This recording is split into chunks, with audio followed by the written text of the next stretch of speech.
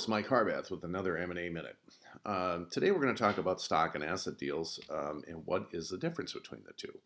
A stock deal is really when an acquirer buys all of your business, essentially all the material stock, all your assets, and all your liabilities. Sometimes stock deals can get structured where there's a limitation of those liabilities, or it's required that those liabilities, particularly long-term liabilities, are paid off at the transaction or with the proceeds of the transaction. An asset deal, on the other hand, is one that when you acquire the assets of the business, like the customer contracts, your receivables, maybe a certain amount of working capital, those are named and those are acquired in a certain way, just like certain assets are acquired in a certain way. Now, most people believe that stock deals are preferred.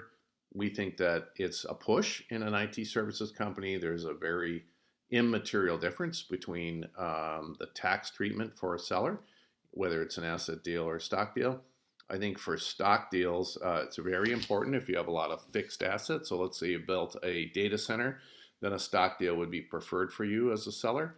But if you have a typical amount of fixed assets, like most IT services companies, then a asset deal is certainly just fine. We would defer you in your particular situation if you're a seller to look at and talk to your accountant. Your accountant will have a good input on this.